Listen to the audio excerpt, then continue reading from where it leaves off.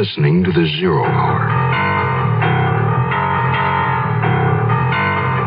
Rest your eyes.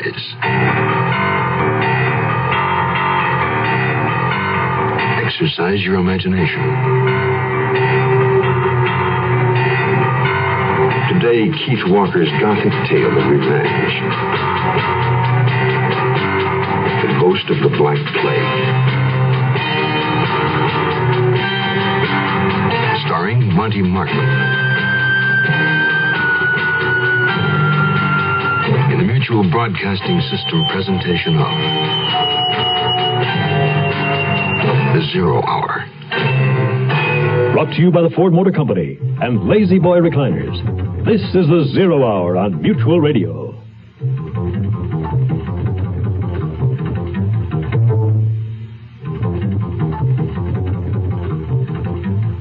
This is Jim Backus with news about the most comfortable experience of a lifetime, a Lazy Boy reclining chair. It's ideal for apartments, living rooms, dens, family rooms.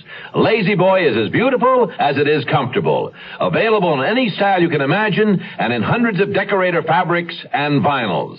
Make your favorite room a haven of gracious living. See your Lazy Boy dealer today. Hurry up. He's waiting. Run down there. Go. Yes, indeed. Hi, I'm Jim Backus with news about an exciting sale taking place at your Lazy Boy dealers today. You may now put a famous Lazy Boy reclining chair into your living room at unbelievable savings. The ultimate in beauty and comfort can be yours in the style of your choice to match your favorite decor. Don't just sit, relax, and recline sumptuously in a Lazy Boy. Your choice of quality colors and fabrics. See your Lazy Boy dealer today. Do that. Hurry up. He's waiting. Yes, he is. In a few moments, you and I will step back in time 200 years to the idyllic countryside of Brookfield, England. A place about to be transformed into a vale of tears. The Black Plague will lay itself across this fertile valley, bringing in its wake the emotions of great hate and great love. The lives of Lord Alexander Wells and his son Robert are shortly to be irrevocably changed by the revenge of the Ghost of the Black Plague. Basil, come quickly. My horse. Yes, Master Wells. Cool her down. Oh, yes, always, Master. Gad, this is a day of beauty. Look at the trees. It's as if they knew and shared my good fortune. Master Robert, you're back. Ah, Sarah. Today is your birthday, is it not? Yes, 14th. Soon I'll be old enough for you to propose. Oh, I'm much too old for you. Just a josh, Master Robert. I know I'm plain. Nonsense, Sarah. You're really very beautiful. Now run along and tell your mother I am starved for some lunch. Yes, sir. And where's my father? The library, sir. He's with Mr. Duncan. Oh, well, I shall see if I can disturb their business. Happy birthday, Sarah. Thank you. Mother, Master Robert is out and what? A scoundrel who cares not for the people. Out of my house. 1 week, do you hear? You will pay for this if it's the last thing I do. Mr. Duncan, good afternoon. Out of my way, boy. Father, may I ask, why you argued with Mr. Duncan? No. What did you want? Well, I had news, sir, but it can wait. Well, I have some that can't wait. What news, sir? I've just received a letter from my old friend, Dr. Zavala. In America? Yes. I wrote him regarding the possibility of your entering the Boston University of Medicine, and he has agreed. But that's marvelous. Yes, and I hope you'll be pleased. Your leave at week's end. But my news, Father, it has a bearing on the future. You see, Lurene Duncan has consented to be my wife. What? That trollop? No, I forbid it. She is not a trollop. Because she is at a different station, you have no right to look down on her. I said it is forbidden. Besides, I have just evicted them. So that was what the argument was all about. Father, I don't understand. She will not wear the name of Wells. Then I'm afraid I must go against your wishes. No, you will not. Now, we'll not talk about this again. Oh, my Lord, come quick. It's your son, Master Michael. What is it? The boy said he collapsed by the pond. He looks very sick, and he's having the most terrible fit. Well, it was the plague, sir. The Black Death. Oh, my God, no. My lord, if I may, Is it true you plan to send your son to America? Yes. Then I would do it right away, before he too succumbs.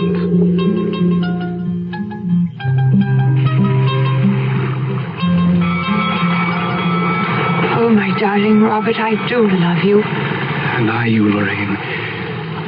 Robert, you move forward. Miss Duncan, you'll have to leave now. Goodbye, Robert. No, not goodbye. Come, my boy. Now, Robert, I want you to forget that girl. Goodbye, Father. I will write to you.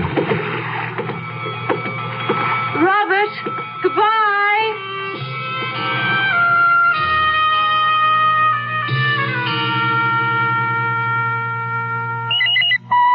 Before you invest in a color TV, listen to what these experts say about solid state versus tube type sets.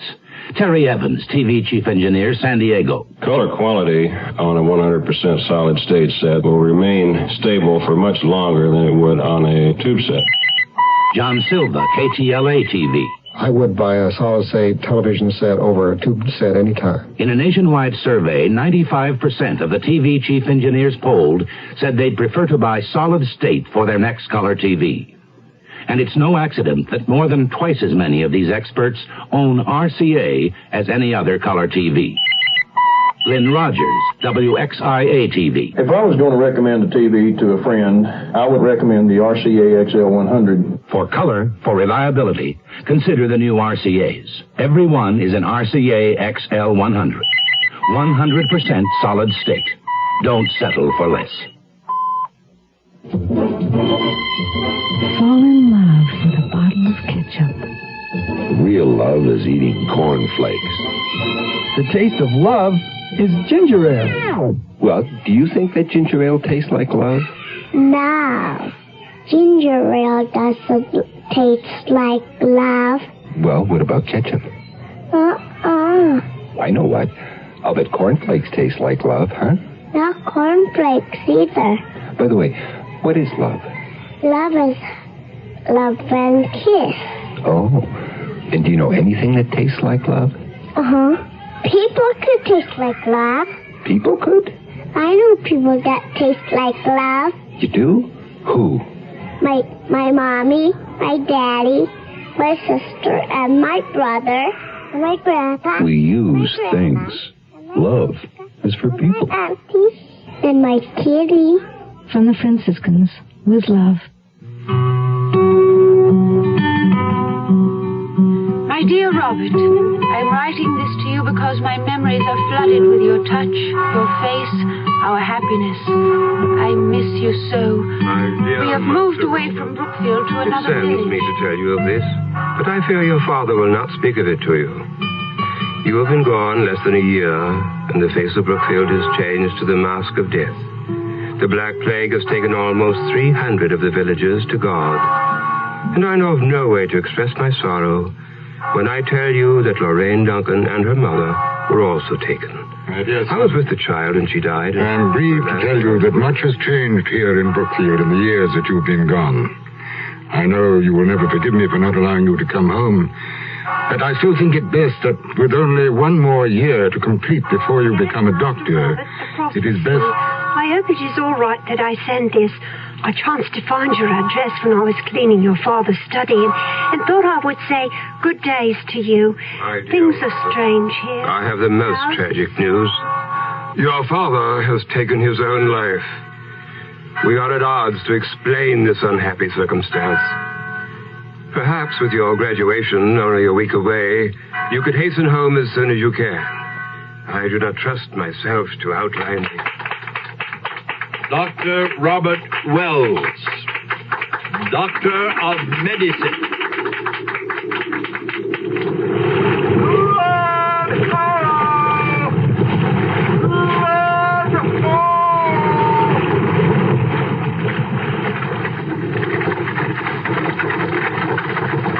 Vicar, I appreciate your meeting me. Please tell me exactly the circumstances of how my father died. Well, you remember Samuel Duncan. Yes, of course. When the Black Death swept Brookfield, as you know, many people died. Among them, Duncan's entire family.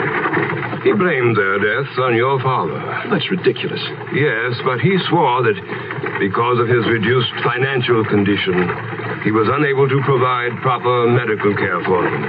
Thus, your father was responsible. I see. In the month before I wrote you, your father became very strange. He let the servants go and closed most of the house. He would see nobody, not even me. And then some of the villagers began to report odd happenings at night in the house. Screams, hammerings as if he were building something. That was what finally brought me to the manor. I found Lord Wells dead. Hanged, it seemed, by his own hand. I never knew. He wrote nothing of this to me. Are you sure it was suicide? Oh, yes. He left a note. It said quite simply that he could stand the pain no longer, that his guilt was too much, and this would end it all. Ah, here we are. My God, the manor is a shambles. Your father left no provisions for upkeep. But I did take the liberty of re-engaging Basil and Sarah. Sarah? She's here? Well, tomorrow, I believe. She came to me and asked if she might be re-employed. I knew you'd need a cook and someone to look after the house. I hope I did well. No, absolutely. Thank you.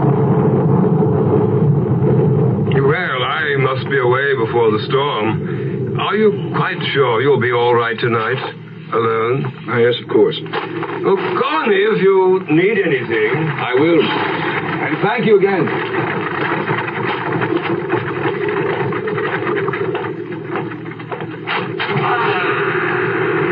Hello. What? I'm sorry, Why, Lord Robert, you do not remember me? Sarah. Yes, sir. But you were not due till the morning. I thought with the storm coming, you would be in need of a warm supper, Lord Wells. Sarah, it's amazing. You've blossomed to a real beauty. Thank you, sir. You too are... Yeah, I agree. I am something, changed anyway. I'll just take these cases upstairs. Well, thank you. I'll wander around a bit, I think. Very good, sir. Dinner will be at 8.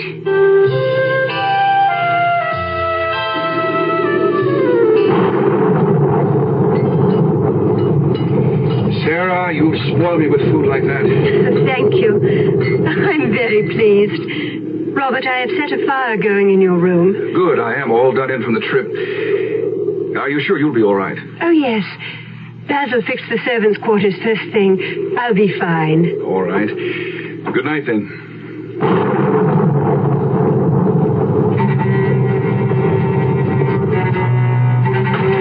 What?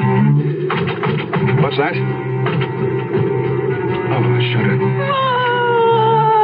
Robert! Oh, what now?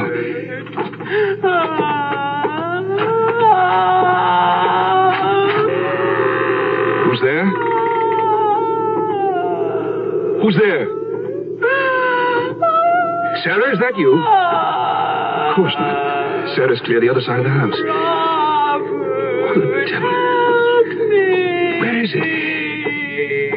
It's behind this wall. Oh, wait, where's Michael's room? I know his room was here somewhere. It's hollow. Why the devil would Father close this room over? A chair, I need something to break through with. Something. There. I'm coming. I'm coming. There. Who's here? Who's here, I say? No. No, it can't be. Welcome home, my darling Robert. Lorraine.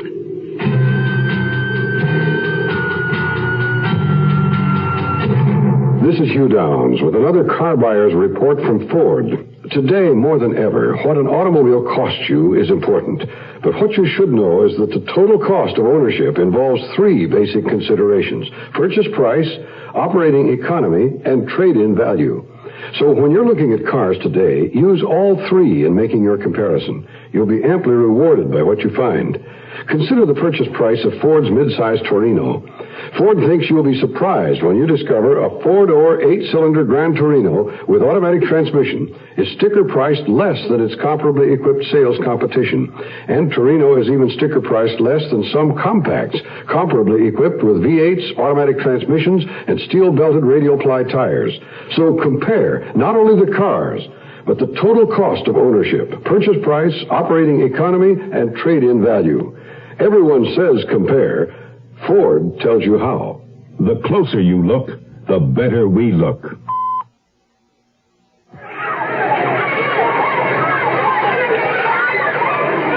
Leukemia is a disease of the blood-forming organs. It takes the lives of more children than any other disease known to man. It afflicts even more adults than children. At present, there is no cure. However, a great deal of progress has been made in the treatment of leukemia, and many doctors believe that if we can find a cure through research, it could well open the door to the cure for cancer. I'm Shirley Jones, National Chairman of a program to raise funds for leukemia research through radio broadcasting. If we can find a cure to this dread disease, we can stop the deaths of 15,000 victims each year and help in the search for the cure to cancer. Today, radio stations across the country are fighting leukemia. Please help. Make your check payable to LSA for Leukemia Society of America and send it to LSA Hollywood 28, California. That's LSA Hollywood 28, California.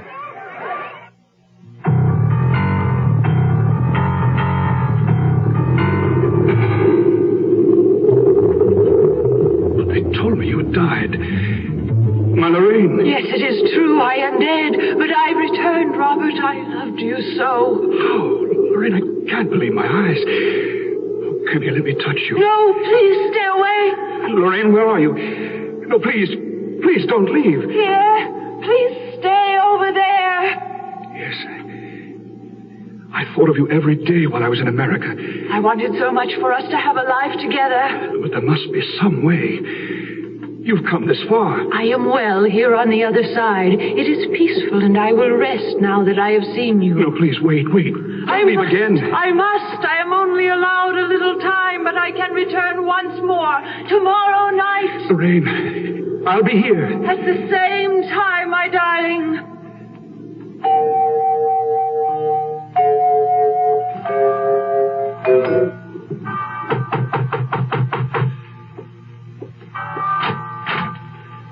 Dr. Wells, Robert, please come in. Vicar, I must talk with you. Certainly, my son. Sit down. Yesterday you told me of the tragedy of the Duncan family. What happened to the father, Samuel? But I thought someone might have told you he hung himself. When? Let me see. About 3 months ago. Just before the strange happenings at the manor. Why, yes. Vicar, I received a visit from his daughter last night. Lorraine Duncan? But the girl is dead. Yes, that may well be, but I swear, I saw her. I talked with her.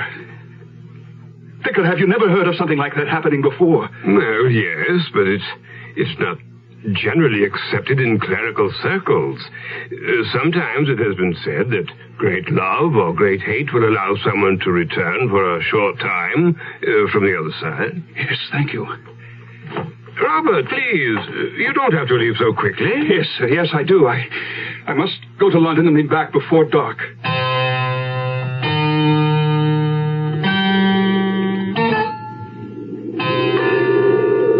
Robert, I am here. My love, I can only stay a moment. There is not much strength left to hold me longer.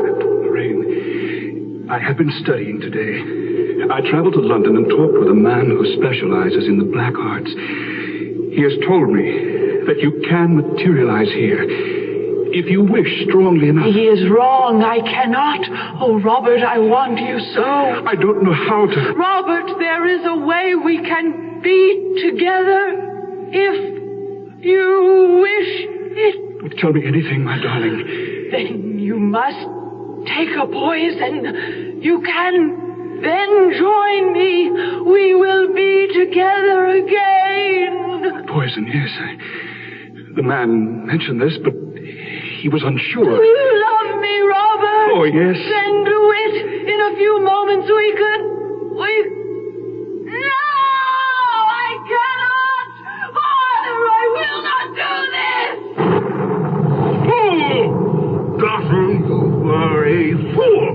Samuel Duncan. Yes, Robert Wells, it is I who have come from the depths.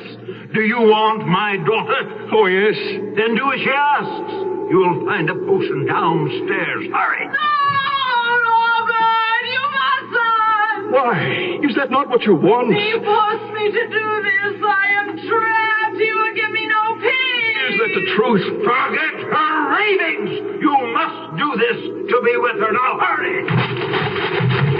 Robert, are you all right? Who is this? Be gone, woman. This is no affair of yours. Father, we must leave. No, wait, Sarah. Why are you here? I thought this was happened. Oh, Robert, late one night, just before your father died, I heard him. Duncan and your father were screaming at one another. That was the night before Lord Wells hanged himself. It is not true. I had nothing to do with it. Robert, believe her. It is true. His hate drove your father to his death. Lorraine, is it true? If I die, will this give you peace? Yes! I promise if the line of Wells dies, I will have no need for her agonies. Then I shall. No! Father, your hate gave you the power to hold me. Now my love gives me the power to destroy you. No! I must have my revenge. I love you, Robert! Lorraine! No, you must not!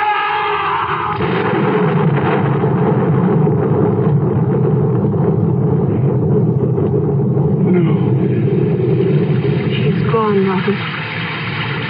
Perhaps now she has her peace. Yes. Perhaps her love has destroyed his hate.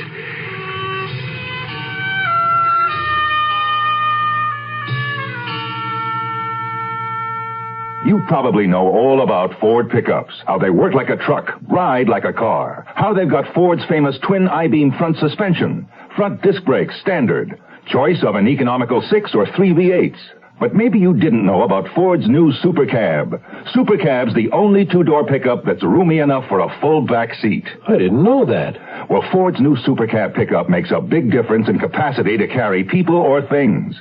You can do most anything with it. Order Super Cab with an optional bench seat that's 5.5 feet wide. That's room enough for a family of 6 to ride in sedan-like comfort. And the bench seat folds flat to make a load floor. I didn't know that. Or get 2 facing jump seats. Optional.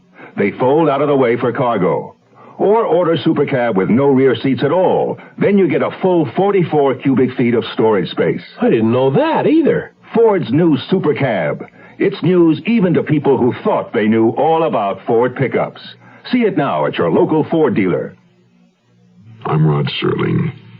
Close your eyes, exercise your imagination, and join us again on our next presentation of The Zero Hour. The Ghost of the Black Plague is an original radio drama written by Keith Walker.